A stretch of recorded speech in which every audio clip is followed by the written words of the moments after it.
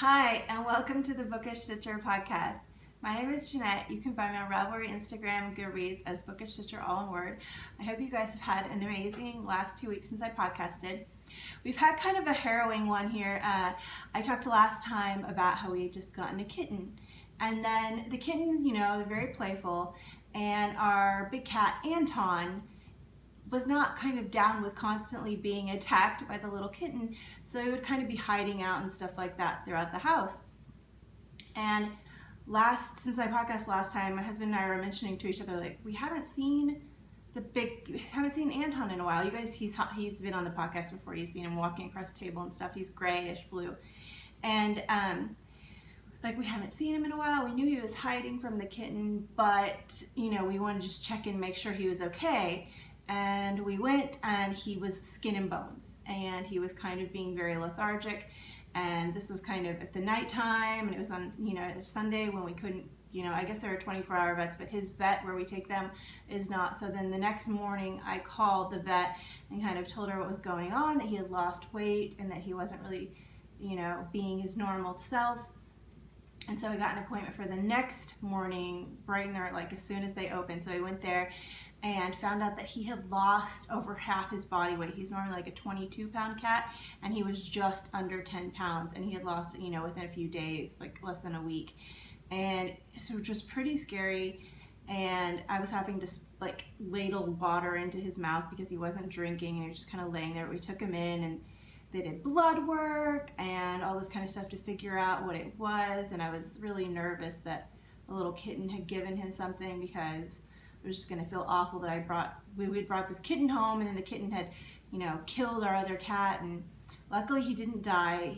He's still recuperating, but he's not, I don't think he's better. He's on medicine. They found out that something was wrong with his liver, but he's not eating and drinking as you would expect somebody that has had some antibiotics in them, and he's not being fully restored to his former self. I keep wanting to use the Japanese word genki. He's not genki right now, but I've been practicing Japanese a lot today with my daughter. But yeah, so that's been my last week, is whenever I've been home, ladling water and trying to get him to eat different foods, and he can't really use his jaw very well, or he's not, so he had to have wet food, and the vet gave us emergency care food because he had lost so much weight that she was afraid he was going to die just from starvation, from self-inflicted starvation, and he had to have fluids injected into him because he wasn't drinking, and it's just been really tough. And I've also had to keep the kitten away from him because the kitten wants to attack and play, and he's just so weak right now that he can't really take it. So it's been harrowing, as I'm saying. So it's just been really tiring. And so I thought that I would have a whole bunch of progress and so much stuff done, but I don't have as much done as I wanted. But of course, the last time I podcasted, I had just been to a knitting retreat where I got to knit all weekend, and I got to get so much done. But I do have some progress on stuff. As you can see, I couldn't resist putting everything in the Christmas bags. I'll probably take a picture of me trying to tower them up for the episode thing. But I did start a new project, and it's been Christmas cast on palooza, and it's not even really Christmas presents. It's just kind of, I was in the festive spirit and got out my bags. None of these are new bags. They're all just bags that I've had from years past. But let's get on and show you what I have. So in here, this is a Fat Squirrel Fibers bag. I think every bag is by a different bag maker. And here's my Garter Goodness shawl, and I took a picture of this on Instagram. I can't stop working on this. Whenever I get a chance, I want to work on it, and I think it's because right now I am knitting with some Neely's Knits, and it's just the most wonderful yarn. And it's right. This thing is enormous, like I showed last week, but I'm over halfway through with this skein, and so that's what that'll look like. And then the next skein, I already balled it up to go into this, is going to be some hedgehog fibers in the Hurricane colorway, and it's just enormous. Basically, I think there are over 600 stitches on every row at this point, and It's on the largest cable needle I have, which is like a 60-inch, and it's tangled up a little bit, but there we go. Okay, there we go. It's just enormous.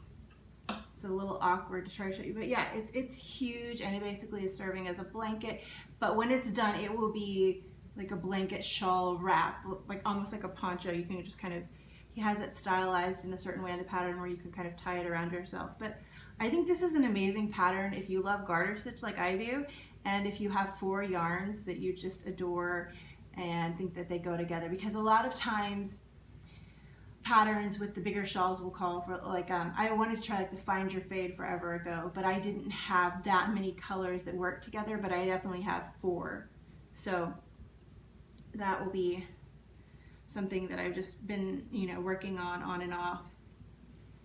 And it's just so, it's so big and so heavy now. It's perfect for winter time. And it is actually, we're having a winter day here because I woke up and it was 45 degrees Fahrenheit, which is 7 degrees Celsius, I think I've heard that right. I think so. And so I have my jacket and I got to wear my hat. This is my Bailey hat by Jane Richmond, and it is out of some Madeline Tosh Found Pottery, which is one of my favorite Madeline Tosh speckled colorways. But yeah, it's my garter goodness, which I've been knitting on that while listening to the Name of the Wind audiobook, and it's just really fun. I also had to get my Christmas mug. So it has Rudolph and Clarice, and it says on the other side, I bet you'll be the best, as you can probably see. But I'm having not winter coffee, but like the perfect fall coffee. And it's, I'm gonna show you, I brought this over. I had it over there and I started to podcast and I was like, no wait, I wanna show them the coffee. But it's San Marcos apple strudel, and it does taste really good. It's, you know, it's not, it has, I don't know, the apple flavor is really nice. Even my husband, who is more cautious on like the artificially kind of flavored things, thought it tasted good, and it just fills the house up with this wonderful smell. So the next thing I have is in a Bling Your String bag. This is my friend Erin, so sweet. We did a swap last winter and she sent me this in the swap. And I have my son's Nate hoodie in here, and I'm knitting it out of some Open Skies yarn, and which is my yarn. And last time I think I was a little ways into the raglan increases, not too far. I didn't put in a marker on a bunch of these because, like I said, it's just been crazy 2 weeks here. I think I was about up here, but I have finished the raglan increases that you do before you join it. It has this thing to where you create kind of a V, and then later you come back and pick up stitches, and it creates like a little garter opening there, which is nice for kids because it makes it really easy to get their head on and off when it has that little V opening. And I'm almost done with the raglan increases. I'm making the largest size that this hoodie comes in for him, and I'm gonna do the body in this Titanic colorway, which this is sold out in the shop. So thank you to the person who bought it. I don't know if you want to say your name, but thank you. And paid for kitty vet bills. But yeah, so after I run out of the Titanic yarn, I'm going to use some blue yarn. I have a friend, my friend Amanda, who does Lone Star Arts, I believe. My brain is tired, but has this colorway called Police Box, and it's this really gorgeous blue, and she said she'd dye me up some in worsted weight, so that will be perfect for this. Because recently there was just a little bit ago a yarn festival here called Kitten You, and I did go to that with my friend Heidi and my friend Betty, and I was looking everywhere for a worsted weight that would go with this, and there wasn't a lot of like worsted at the festivals, a lot of fingering weight and stuff, but my friend said that she would, my friend Amanda said that she would dye me up some so that I can finish up his sweater. I was hoping that it would be done in time for us to go to Michigan for sometime this winter, but not sure. It just depends. I've been having to kind of take it easy on the like sprinting, or the marathon knitting, because my left wrist for some reason has been bothering me, like picking up heavy stuff hurts and things like that. So I've just been doing shorter knitting sprints than marathoning stuff. And then in here, normally I would have this in one of my Diana Couture bags, but I don't have a Diana Couture Christmas bag. I might have to remedy that. So this is a bag that was so sweetly sent to me, I think last year or the year before. I don't remember exactly what year, but it was this gorgeous package full of the 3 different bags, and this was one of them. And my favorite part of this is there's a pocket in it that has, I don't know if you can see, a hot chocolate fabric, and it's just adorable. And I love this. It's very pretty. You can see snow, like a little house covered in snow behind the poinsettias. And the poinsettias are my mom's favorite flower, so this reminds me of her. And in here I have my 3-color cashmere shawl, which is a Hoodie Locatelli pattern. I didn't work on this a ton. Last time I showed it to you, I had just done 1 or 2 of the blue stripes, or blue rows, but now I've got a good way in. I think I'm about halfway done with the blue, and that's nice because then I just have 1 more section and the pretty bind off. But this yarn is being knit out of exclusively, I always get this name wrong, Stunning String Studios. It's all their colorways. There's Pink Bliss, Sand Dunes, and Tropical Day or something. I forget what the blue is called, but it's another huge shawl with I think right now over 400 stitches on the needles, and it's one where it expands out really fast as opposed to expanding in the depth of the shawl. So even it'll wrap around me a lot because I am not tall, and it kind of actually matches what I'm wearing right now, my pink jacket and my blue shirt, so it's funny. But must be colors that I like together. And it's just a good nighttime knit. There's only 1 row in this current section that is patterned, and it's just a very easy knit purl combo to create some texture, so it's nothing that I have to focus on too much. But the next section is a lace one that will require some more focus, so it might become a good audiobook knitting shawl as well. Even though the garter, goodness, I'm knitting to an audiobook, but I don't really need to because it's garter. And then in Mina Makes bag, she's not making bags anymore, but this is Knitting Expat Designer. I have my yoked cardigan by Hannah Fettig, I believe, Knitbot. I'm pretty sure that that's right. And this is going to be for my daughter. I'm knitting it out of some Gnome Acres in the Butter Cow color. And last time I just had a little bit on the collar, a little bit past the collar done. So I finished the collar, finished the yoke increases, have divided the sleeves, and I'm mostly almost done with the body. And then after I finish the body, I just pick up the button band and sleeves, and it's done. So this one probably could have been done if we hadn't had Sick Kitty that I had to like spoon water into his little mouth, but it's totally worth it because I really, you know, love that cat. He's so chill, and I love chill people, chill animals. Just, I love people that can just relax and not be, the kitten is super crazy, which hopefully he'll become chill when he gets older. But I wanted to ask you guys, because this is almost done, I went through my button drawer. It's like not really a drawer like you consider like a cut. It's just a little like drawer inside of an organizer thing. But I have these 4 buttons, and I'm not sure which ones to do. Now ultimately it will come, I'll ask my daughter, it'll come down to her, but I have, this is from Crafting with Buttons, and I got these on like a button sale at Michael's or Joann's. But there's some hedgehogs, there's cephalopods, octopus buttons, there's birds, and there's whales. Now, the birds, the octopus, and the hedgehogs all have 2 buttons that are the same background, and then 1 where the background is a different color, so I'm not sure. And then these, the whales, it's all the same background. And I'm also thinking that the whales might pop pretty well because it is a creamish butter colored background, and then the blue would look really pretty against that. I'm not sure. I think the octopus probably is the least. What do you think? There's that. I do like how the red bird goes against that, but I'm not so sure about the middle one. And then the hedgehogs are pretty cute. They go pretty well. I hope you can see that. But if you know, do you think? No? If you have an opinion, please let me know if you think like, yes, definitely go with the whales or maybe the birds, or if you think that the octopus is contrasting enough or that it looks fine not being contrasting, let me know. I will, ultimately kind of go with what my daughter wants because it's going to be hers, I think.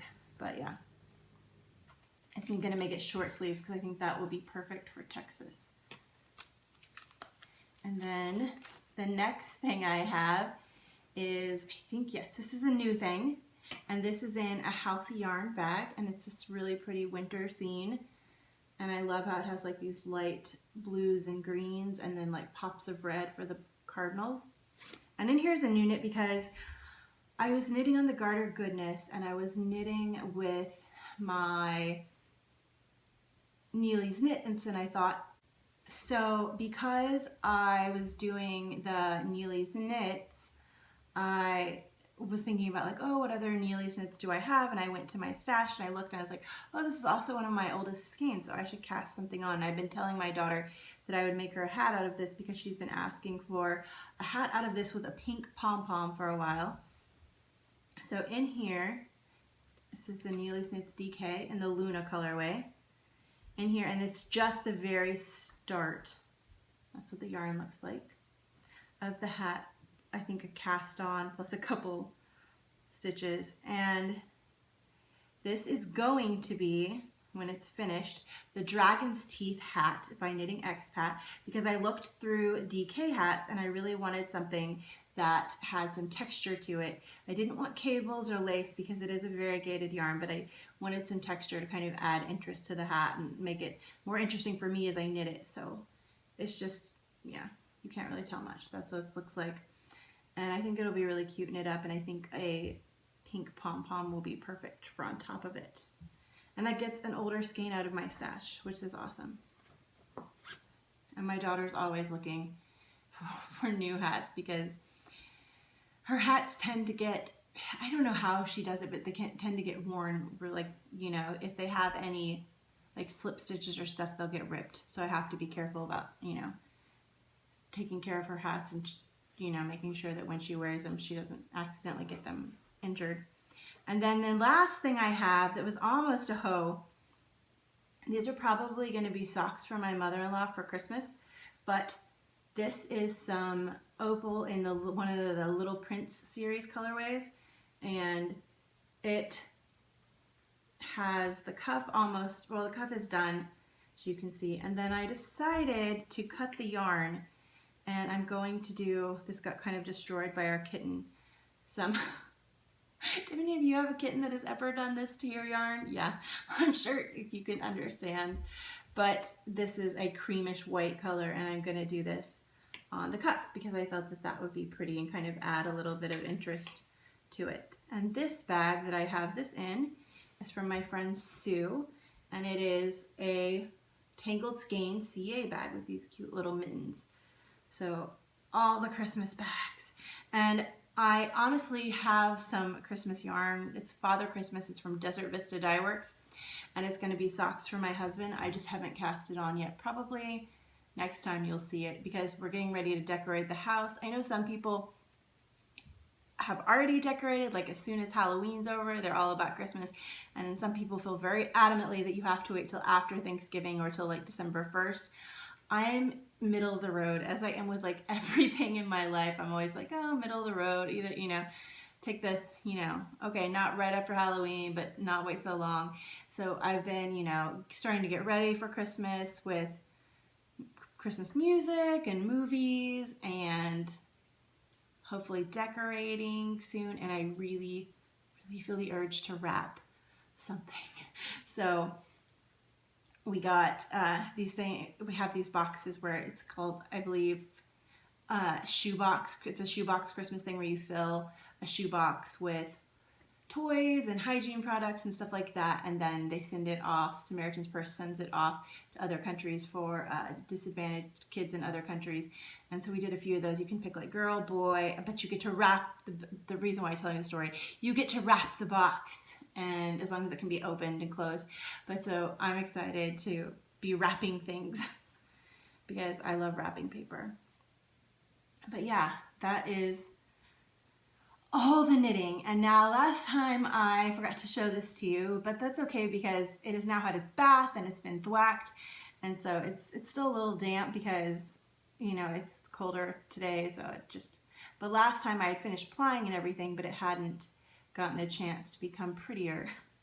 And so this is my finished spinning, and it is some Three Waters Farms from forever ago when I was in their club, and it's really beautiful and muted. I absolutely love it. I got some fiber on my nose, but it's, I believe, a wool silk blend, maybe just wool, and it's browns and creams and blues and greens, and it's very autumnal, and I think I got around 300 yards of this pre-bath. So who knows after the bath if it's more or less, but it's just, it was so fun being on my wheel again. I listened to the end of an audiobook, and I, you know, plied the yarn a while ago, and I'm gonna go and do some more because I have 2 more bobbins that have spun singles on them, so I will hopefully be doing that again and not waiting forever before my next spin, because the kids have Thanksgiving break. Next week is Thanksgiving here in the States, and I'm planning to just listen to audiobook and spin some or ply some, and we're staying here for Thanksgiving. We're not going anywhere, which is nice because we don't often get to stay here, but I love staying here because on the Thanksgivings that we stay here, we go and do Meals on Wheels, which is where, I don't know if they have that in other countries, but you go to like a pickup center and you pick up a whole bunch of meals, and then that they have pre-prepared, and then you deliver it to the elderly around that don't have family. And I always want to take everybody home with me, and it's really sad to see some of the people that are, you know, alone on Thanksgiving and just really wish that they weren't, and I really want to bring everybody back home. But my kids come with me because they're not quite old enough to do a soup kitchen, which is another thing that we would like to do on Thanksgiving morning, but this they can do because we can be in the car and they can go up to the houses, and a lot of the people love seeing the kids dressed up for Thanksgiving and stuff, and it's just, I think it's really good for my kids to kind of get to do something to help out. And they always need more volunteers. If you are, you know, and I don't know about for this year, it might be too late, but if you are, you know, staying home for Thanksgiving or somewhere where you know, where you have a car, this is great. You can sign up on their website and just go and deliver meals. It doesn't take too long. Or if you are the person preparing the Thanksgiving here, since we're here, my mom we're all going to her house. I'm bringing a couple things, but I'm not preparing the main thing. But since my mom's doing that, we can go do the Meals on Wheels. But if you are the person preparing everything for everybody, you could send your whole family out to deliver Meals on Wheels, and it's like double bonus because they're out doing something awesome for the community and something that really, really needs people helping with that. And then you can have a quiet, silent house with nobody like running around bumping into you while you're cooking your Thanksgiving Day meal. So I mean, that's a win-win, right? So I would encourage you, if you haven't ever thought to do that. I know a lot of people do like turkey trot, the runs and stuff, where you do races on Thanksgiving morning, and we have done those. I did those before I got diagnosed with my heart condition. I used to be a definite runner, but I think those take place earlier in the morning, so you could do this right after. But yeah, Meals on Wheels is awesome. So I don't know how I related that to my spinning, but I think that was a side tangent. And then for enabling, I actually do have some because my sweet friend Heidi was a vendor. She has Undead Yarn, which is vending at ZK, which is the Zombie Knitpocalypse retreat. in Rochester, Minnesota. I have never had the privilege of going to that retreat, but I would love to some year. I, have family in Minnesota. My uncle lives in Bemidji, and it's gorgeous weather there so much of the year. And I know it has a really harsh winter, but I still think that's gorgeous.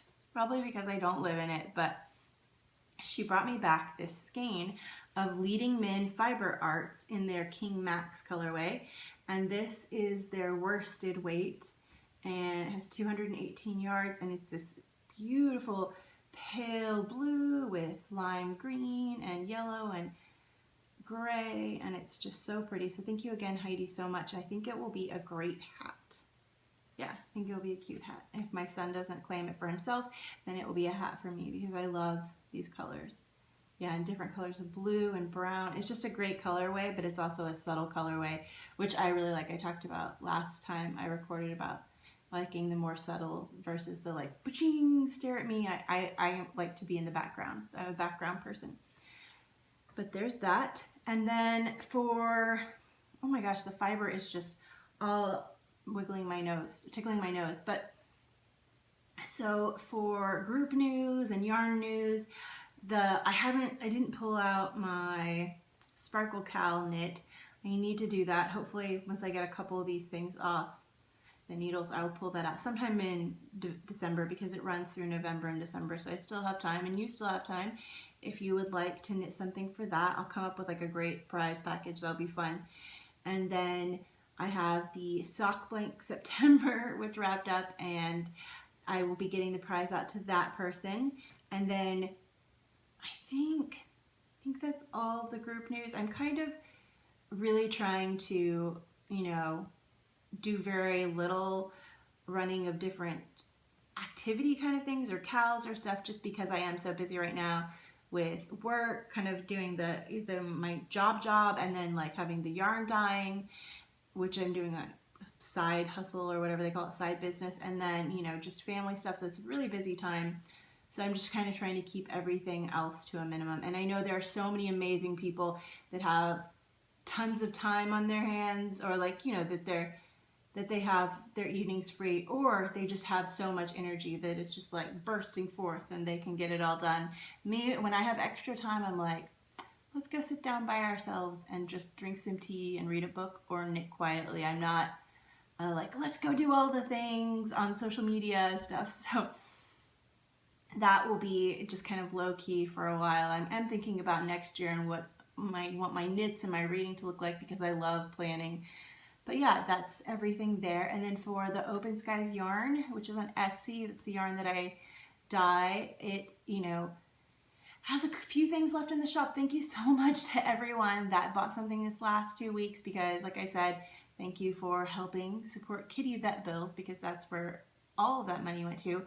And I'm hoping that he pulls through. He's, like I said, not eating and drinking very well right now, but he's still alive and he's moving around, and he is showing some more activity. Like he'll chase after stuff and things like that, because he's not an old cat. He's just like 3 years old. He's not old enough to be not wanting to move around at all. And I am planning on dyeing up some more yarn, hopefully soon. I think since my kids have off a couple of days, I'll have more time, because I took off from my other job so that I could be home with my kids for their Thanksgiving break, and hopefully I'll get to dye up some yarn then. I've really been wanting to dye up some Winter Skies colorway, and I think that will be fun. And I dyed up some special yarn for a new colorway for the yarn shop the yarn crawl shop that was premiering my yarn, and all of that sold out, every single one of them. And I didn't even expect that, because I sent them with a ton of it, and so that one was very popular, and they said that that one sold out within the first day. So I'm gonna hopefully dye up some of that for you guys so you can see it, because I wanted to show it to you, but it was all gone. I didn't get to ever show it to you guys because it sold out so fast, which makes me happy, because it's always nice when you create something that people like, right? But yeah, that is everything as far as that goes. And now for the book this week. I've been doing a fair bit of reading, but I feel like I have been kind of reading these longer books, so it's been taking me a while. I'm not just like getting through books really fast, but this one I did get through really fast, and it's probably because it's shorter. But this is The Wise Woman and Other Stories by George MacDonald. I had this book on my to be read shelf since my Goodreads to be read shelf since 2013. So I wanted to get it, all of my 2013, that was one of my goals, to get all of my 2013 books from that year, my TBR read, and I have done it. So this was one of those, and it's just under 200 pages. But the neat thing about this is I had heard of George MacDonald from several various places. If you're a fan of Tolkien, J.R.R. Tolkien, who wrote The Hobbit, who wrote the Lord of the Rings series. If you are a fan of C.S. Lewis, who wrote the Chronicles of Narnia, plus tons of other, he has some YA, the Planet books, I can't remember right now. He has some like adult kind of non-fiction, they're non-fiction, but kind of his perspective on things. And then, or if you're a fan of Madeline Glengel with the Wrinkle in Time series and all her other writings, they all quote George MacDonald, or say that George MacDonald heavily influenced them, is kind of, I guess, considered one of the fathers of fantasy. And I had never read him before. And so this is a collection of 4 of his shorter stories. And yeah, The Wise Woman is the first one and the longest. And it was very interesting. He packs a lot of, like, you know how you think of the Grimm brothers and their fairy tales and how they have morality, but it's kind of the, if you do this bad thing, your eyeballs will be pecked out by birds kind of morality. This is a little bit kinder. Like, if you're a bad person, a wise woman will come and kidnap you to her little manor in the woods, but she won't be mean to you. She'll just teach you how to become a good person and how to have a good ethic about your life, and then she will take you home, a brand new person who is full of kindness. So there's no harsh treatment, she feeds them, she doesn't like starve them, there's no birds pecking your eyes out, there's no trolls tormenting you. It's just, yeah. So, and of course there are other stories within that as well. It's funny because it is high fantasy, but it almost feels light fantasy to me, because this is one of the first fantasy writers. It's not as, like, Tolkien took, I guess, elements of this and like went for it, right? He created his whole own world, and there's a different language. That it's not as in depth as that, and I don't know if his like full-length novels are more so that way. I think he wrote The Princess and the Goblin. I haven't read it, but I think it was quoted in here. But yeah, so the thing that I found interesting is that this makes me want to read more works by authors who my favorite authors quote as having influenced them, if that makes any sense, because I think it's really interesting to find out inspiration behind my favorite author's work. So you can always see, like, people will talk about, oh yeah, I was influenced by Edgar Allan Poe or Agatha Christie or various different authors, but I typically don't go back and read works by those people that they say that they were influenced by. But with this I did, and I kind of want to start doing that more, because I feel like it adds another dimension of my love for the authors that use these as their influential people that led them to create their own works. And yeah, it's really fun kind of seeing the whole cycle complete itself and that kind of thing. So if you haven't read any George MacDonald, it's The Wise Woman and Other Stories, and I would encourage you, if you like Tolkien or any of the other fantasies, to kind of read, even a short thing of this, because you can find out where, a lot of their inspiration came from. And W.H. Auden is another one cited as really loving him, and he was alive during the 18 to the early 1905 is when he died, and great 19th century innovator of modern fantasy. But yeah, and if you don't like modern fantasy, maybe check out some authors who have influenced your favorite authors. I just thought that was a fun idea. So I think that is everything I have for this week, and I have been recording for a while, I just realized. But yeah, next time I'm so excited, because I hope to have some more spinning and a couple of these things done. Please tell me your ideas on buttons, and hopefully my daughter won't be like, no, I want these buttons, if everybody's like, those buttons are awful. So hopefully these things will be done, and then I'm excited to start Christmas socks, those Desert Vista Dye Works. And I'm also really excited because these huge shawls are coming close to completion. Even though I'm enjoying them so much, I'm not trying to rush them, so it's nice. But yeah, until next time, I hope you guys have a wonderful couple weeks and you get to do all the things you love. Okay, bye guys.